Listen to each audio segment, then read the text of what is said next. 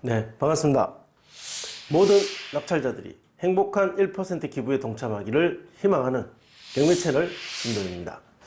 자, 이번 사건은 부산 동래구 안락동에 있는 안락 SK 아파트입니다. 물건의 종류는 아파트고 대지권은 8.5평, 건물 면적은 전용 면적 25.7평입니다. 토지 건물 일괄 매각이고 감정가는 3억 1,500입니다. 네. 최저가는 2억 5,200. 이제 한 번 유찰돼서 20% 떨어졌습니다. 소유자와 채무자는 조 누구누구 이렇게 같은 사람인 걸로 보이고 채권자는 주식회사, 정확한 이름은 나와 있지 않습니다. 주식회사 누구누구라고 되어 있습니다. 아마 대출을 받았고 그 근저당을 잡아서 이자를 갚지 못해서 경매에 나온 경우가 요즘에 가장 많습니다. 입찰 20일 전입니다. 2018년 12월 20일 날 접수가 됐고 11월 달 2019년 11월 6일 날 첫 번째 진행이 됐으니까 대략 11개월 정도 소요됐는데 3억 1,500.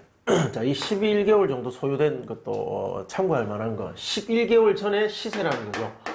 이때 감정평가사가 시세 감정을 했을 거기 때문에 이 가격이 현재의 이 물건의 거래 가능 금액은 아닐 가능성이 높다.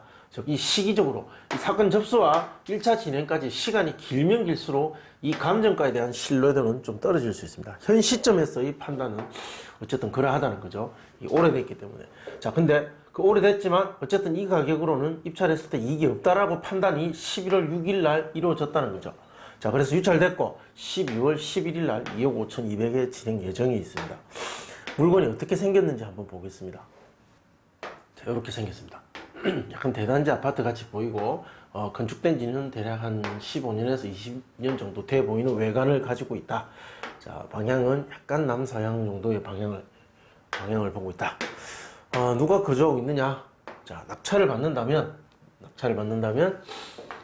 낙찰자는 점유권과 관련돼서 어떤 해결을 해야 되느냐? 자, 그걸 확인하기 위해서 매각 물권 명세서를 보니까 조사된 임차 내역이 없음. 자, 임차 내역에 대해서는 조사된 바가 없다. 그러면 현장에 가보니까 어떠하더라 라는 내용을 한번 보겠습니다. 자, 폐문부재하여 우편함에 넣고 왔으나 연락이 없다. 점유임대차 관계 알 수 없다. 전입세대 열람을 해보니까 현재 소유자 세대가 전입돼 있다. 자, 소유자가 거주하고 있는 것으로 예상이 됩니다. 보시면 현재 조 누구누구가 소유권을 취득했고, 그리고 2015년 12월 14일 날 근저당권 첫 번째 근저당이 보입니다. 자, 이것이 말소 기준 등기가 되고 이 날짜 이후에 설정된 등기, 자, 이것들은 모두 다 소멸된다. 모두 다 없어진다. 자, 보시면 압류, 가압류, 압류. 자, 임의 경매 참 많습니다. 자, 뭔가 채무 상태가 좋지 않다. 뭔가 사업 환경이 좋지 않아서 경제적 상황이 지금 힘든 상황이 되었다. 뭐 이렇게 이제 일단 예상할 수 있죠. 자, 이 예상이 왜 중요하냐? 명도 대상자가 누굽니까? 이 세대입니다. 경제적 상황이 좋지 않은 이 세대에 대한 명도가 이루어져야 된다. 자, 그렇기 때문에 이사 비용은 발생할 가능성이 높다라는 것.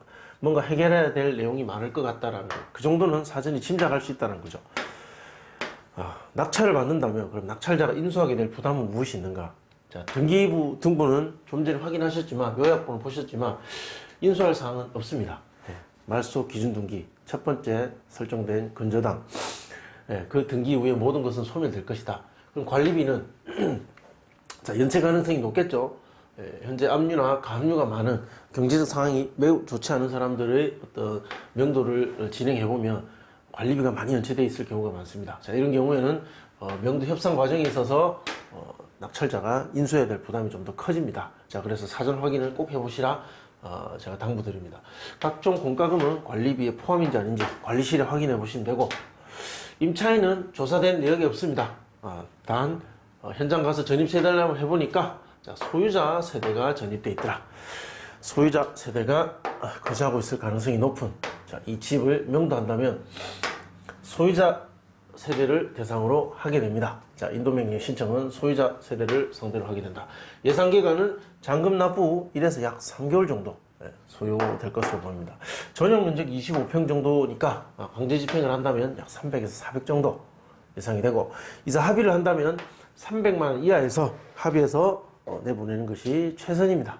강제 집행해 보시면 경매하는 것이 참 회의가 느껴질 정도로 별로 좋지 않습니다. 기분도 좋지 않고 뭐 이렇게까지 해야 되나 그런 생각도 많이 들고요. 돈 1, 200이 중요한 게 아닙니다. 그래서 이사 나가는 사람의 감정도 한번 생각해 보시고 가급적이면 협의해서 내보내는 것이 최선입니다. 명도 소송 가능성은 희박합니다. 자, 시장 매물 한번 보겠습니다. 동평익대 매물입니다. 자, 우리가 중층이죠. 중층. 지금 이 동평익대 매물인데 과연 이것이 실제 현장 가서 이 가격이 지금 오늘 시점에 매매를 할 수 있느냐, 자, 그거 한번 확인해 보셔야 됩니다. 왜냐하면 이 동래구는 최근에 조정구역에서 해제됐습니다. 자, 그래서 지금 이 시세, 소위 말하는 이 호가, 자, 이 호가가 맞느냐, 움직일 가능성이 굉장히 높기 때문에 지금 매각은 한 20일 남았습니다. 20일. 자, 이 20일 사이에 이 거래 상황이 어떻게 되고 호가를 부르고 있는 이 매도자들의 생각이 어떻게 변화되느냐에 따라서 낙찰가는 달라집니다. 당연히 이 생각들이 반영이 돼서 20일 사이의 생각들이 반영이 돼서 분석되어져야 하는데, 자, 이 수업은 입찰을 한참 남겨두고 분석하는 것이고, 오늘 이 시점에, 그러니까 제가 이 자료를 만드는 그 시점의 데이터를 보고 판단하는 것이기 때문에 낙찰가 적중률은 굉장히 떨어질 것이다. 자, 사전에 미리 말씀드린 겁니다. 자, 이렇게 분석한다는 방법을 여러분들은 유튜브 영상을 통해서 배우시는 거지, 무조건 낙찰가를 맞추냐 못 맞추냐에 집중하시면 안 된다는 거죠. 저는 이 입찰 이틀 전쯤에 원래 분석을 합니다. 자, 특히나 이 동래구 조정구역 해제 지역은 변화의 가능성이 높기 때문에 지금 이 시점에서의 분석은 참고만 하시고, 그리고 분석하는 방법에 대해서만 집중하시기 바랍니다. 보시면 좀 저가 물건 보면 2억 8천 있습니다. 2억 8천. 그런데 또 3억 6천 이상도 있습니다. 자, 이렇게 뭔가 호가가 불안정한 이상한 상황입니다. 그럼 자, 이 매물이 실제 살아있고 거래 가능하냐 이겁니다. 이걸 확인해 보셔야 되는 겁니다. 2억 9천5백, 3억 2천도 있고 2억 8천도 있습니다. 자, 3억 6천과 2억 8천은 너무 차이가 많이 난다는 거죠. 실제 거래를 보면 지금 15층 최근에 3억 700 있습니다. 3억 700. 최근에 3억 700, 2억 9천도 있고, 그전에는 2억 7천, 2억 5천도 있습니다. 뭔가 지금 달라지고 있는 분위기는 어느 정도 시작되고 있다. 자, 그렇게 보이는데, 자, 그래서 일단 현 시점에서 나와 있는 정보만으로 판단하자면 거래 가능 금액은 3억에서 약 3억 2천 사이가 될 가능성이 높다. 자, 감정은 3억 1,500이다. 과거 이 시점 때보다, 이 감정 평가됐던 시점보다 가격이 좀 떨어지는 듯 하다가 지금 최근에 뭔가 움직이고 있는, 자, 올라갈 가능성이 있는 이 시점에 분석을 하다 보니까, 매각 기일까지 20일, 자, 이 20일간의 변화를 집중해 보셔야 됩니다. 인근 낙찰 사례는 많이 있습니다. 자, 그 중에, 비슷한 가격대, 물건 두 개를 제가 뽑아봤습니다. 자, 석천과 강변뜰 한 채, 02년도, 06년도 건축, 22.3평, 25.7평, 17층, 21층, 둘 다 남양이고 모두 2차에 낙찰됐습니다. 자, 11월 5일, 최근에 이 아파트는 1대1이었습니다. 조정구역 발표 전날이죠. 전날이고, 강변뜰 한 채는 6대1이었습니다. 자, 상황이 좋지 않은 한 8월쯤이었는데, 그럼에도 불구하고 강변뜰 한 채라는 어느 정도 대단지, 이런 아파트들은 6대1까지는 간다. 자, 이 지역의 수요는 6대1의 힘 정도는 기본적으로 깔고 있지 않느냐, 그렇게 보여지고 최소한 이 이상의 경쟁률은 보일 것 같다. 자, 이렇게 짐작할 수 있습니다. 감정은 이렇고, 거래 가능 금액은 이러할 때, 낙찰가는 이렇게 기록이 됐고, 거래 가능 금액 대비 낙찰가율은 91과 95 정도 됩니다. 자, 이것을 이 아파트의 가중평균을 한번 구해보니까, 가중평균을 제대로 구하려면 데이터가 많아야 됩니다. 최소한 뭐 6, 7개 정도는 있어야 되는데, 이렇게 한다는 것만 보여드리기 위해서 두 개만 분석하는 겁니다. 안락 SK 하한가 3억 적용하니까, 자, 93.8%, 예상되는 가격은 2억 8,400, 상한가 3억 2천 적용하면 3억 300. 자, 저는 일단 이 가격에 좀 더 힘을 실어주고 싶습니다. 3억 정도. 그래서 취득세 1.1% 적용해서 예상 비용표 보면 3억 낙찰이 된다면 취득세 그리고 국민주택 채권, 등기비용, 이사비용 300. 자, 이것은 꼭 반영해 주셔야 되겠죠.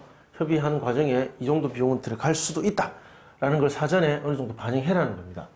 불측의 손해는 막아야 되기 때문에 이렇게 잡아 놓으면 나중에 이 비용이 지출되더라도 예상 가능한 범위 안에 있는 지출이기 때문에 뭐 괜찮습니다. 거기에 대한 대비로 낙찰가 이 금액을 조정하면 되니까 결국은 이 지출될 명도시에 지출될 비용과 입찰가는 다 영향을 주고받고 있습니다. 네, 이렇게 정리가 될 것 같습니다. 3억 조금 넘는 가격에 매수되지 않을까 그렇게 보입니다. 시청해 주셔서 고맙습니다. 궁금하신 점은 댓글로 남겨주시면 답변해 드리겠습니다. 감사합니다.